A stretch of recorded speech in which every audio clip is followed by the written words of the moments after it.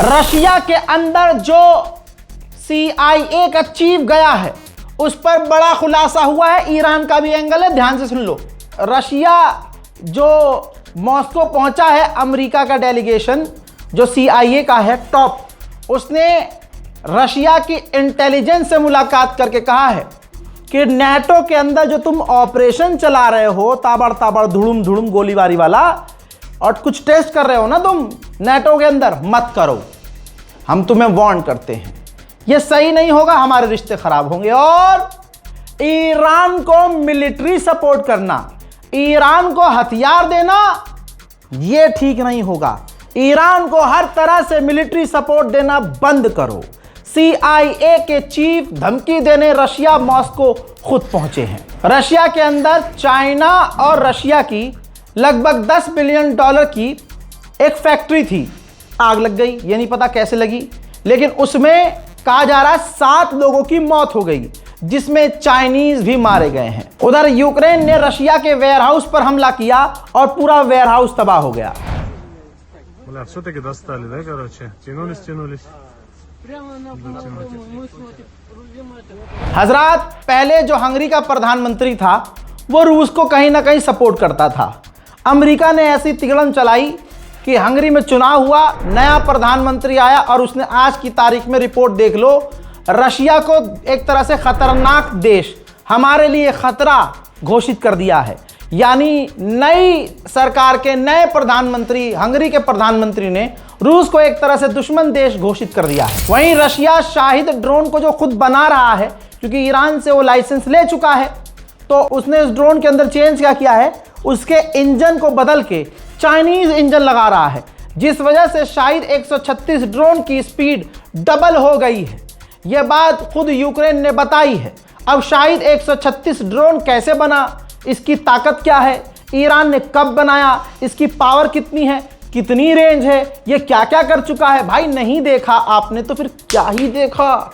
रज़ाग्राफी social पर मैं लगातार इस तरह के ईरान के हथियारों का अपडेट दे रहा हूं, जिसमें ईरान की मिसाइल, ईरान के ड्रोन, ईरान के डिफेंस सिस्टम, तमाम वो हथियार जिसने दुनिया में ईरान के हथियार ने कमाल करके दिखाया है, वो बताया है मैंने। इस पर जाइए रज़ाग्राफी सोशल पर और चेक कीजिए हर वीडियो, मजा आएगा। उधर मेरे दोस्तों, ज़ेलेंस्की जो राष्ट्रपति हैं यूक्रेन के, चीन से रिक्वेस्ट की है कि आप दबाव बनाइए व्लादिमीर पुतिन पर और जंग खत्म करवाइए। ज़ेलेंस्की अपने आर्मी से मिलने के लिए और तमाम अपडेट लेने के लिए देखिए कहां पहुंचे हैं, बिल्कुल फ्रंट लाइन पर, जहां जंग चल रही है, बम के गोले गिर रहे हैं, उस जगह ज़ेलेंस्की खुद पहुंचे हैं। उधर मजेदार खबर यह है कि अब तमाम धमकी के बावजूद अमेरिका के ऑफिशियल ने कहा है कि व्लादिमीर पुतिन जंग बढ़ाने वाले हैं, क्योंकि बातचीत पूरी तरह से फेल हो गई है। उन्होंने आगे ये भी कहा कि व्लादिमीर पुतिन के पास आखिरी रास्ता है परमाणु, वो परमाणु स्ट्राइक भी यूक्रेन पर कर सकते हैं, जिसके बाद यूक्रेन में तनाव पैदा हो गया है। हजरात, अभी एलन मस्क ने अलाउ नहीं किया है कि यूक्रेन उनके जो स्टारलिंक डिवाइस है उसका इस्तेमाल अपने हथियारों में कर सके, लेकिन देखिए अमेरिका ने भी मना कर दिया कि नहीं हम नहीं चाहते, ट्रंप ने मना कर दिया हम नहीं चाहते कि यूक्रेन के हथियारों में स्टारलिंक के डिवाइसेस मौजूद हों। लेकिन ज़ेलेंस्की का आप गणचट्टापन देखिए, ये देखिए रिपोर्ट, ज़ेलेंस्की ने अपने देश के सबसे बड़े अवार्ड ऑर्डर ऑफ फ्रीडम को स्टारलिंक यानी एलन मस्क को देने का ऐलान कर दिया है। फ्रांस ने यूक्रेन को लताड़ लगाते हुए कहा है कि जो लोन यूरोप दे रहा है तुम्हें, उस लोन से तुम यूरोपियन यूनियन से ही हथियार खरीदो। ये क्या बात हुई, लोन हम दे रहे हैं, यूरोपीय यूनियन दे रहा है, और हमारे पैसे से तुम अमेरिकी हथियार खरीद रहे हो, ये ठीक नहीं है। यूक्रेन के पूर्व डिफेंस मिनिस्टर को भी कुछ दिन पहले निकाल कर नया डिफेंस मिनिस्टर बनाया है। वो जो अब जिसको निकाला था उसका बयान आया है सच्चा सच्चा, कहा है कि हम जंग में हार रहे हैं, हमारे पास कुछ ही महीने हैं, अगर हमने कोई डेवलपमेंट बड़ी नहीं की तो हम पूरी तरह से तबाह हो जाएंगे।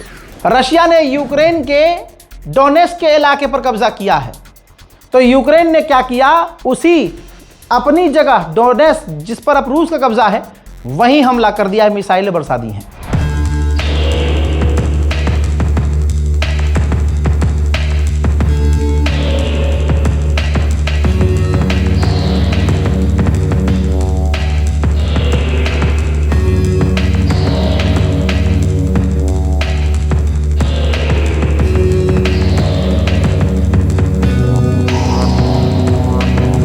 गुस्से में आकर रशिया ने यूक्रेन के एक हथियार खाने को ही उड़ा दिया है। ये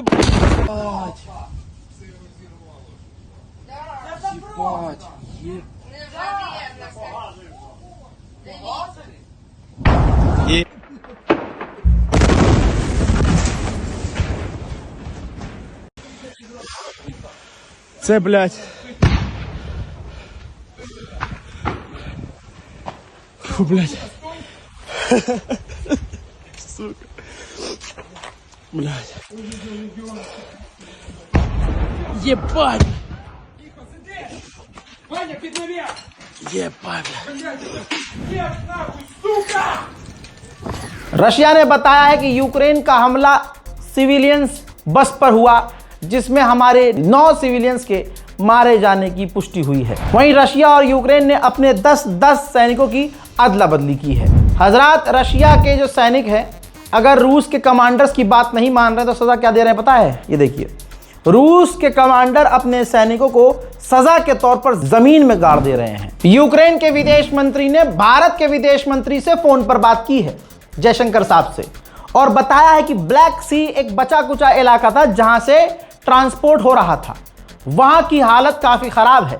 लेकिन लगड़भग्गे ने यह नहीं बताया कि सबसे पहले ब्लैक सी के अंदर पुतिन के जहाज़ों को, रशिया के जहाज़ों को और दूसरे देशों के जहाज़ों पर भी यूक्रेन ने हमले शुरू किए थे, जिससे परेशान होकर खुद अमेरिका ने यूक्रेन से कहा था कि ब्लैक सी में हमले बंद कर दो।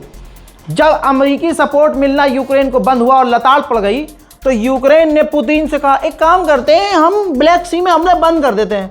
पुतिन ने कहा चल वे चल, और उसके बाद पुतिन ने ब्लैक सी में यूक्रेन के ऊपर, यूक्रेन के जहाज़ों के ऊपर हमले तेज कर दिए। जो पोगे वो काटोगे। रशियन हैकर काफ़ी खतरनाक होते हैं। रशियन हैकर्स ने भाई नॉर्वे पर साइबर अटैक किए, जिसकी वजह से नॉर्वे परेशान हो गया है। उधर इटली का भांडा फूटा है, चुपके से वो यूक्रेन को एयर डिफेंस सिस्टम और हथियार दे रहा है। जंग खतरनाक होती जा रही है। यूक्रेन और रूस, देखिए यूक्रेन के पास हथियार खत्म हो रहे हैं क्योंकि पापा अमेरिका के पास हथियार कम हैं।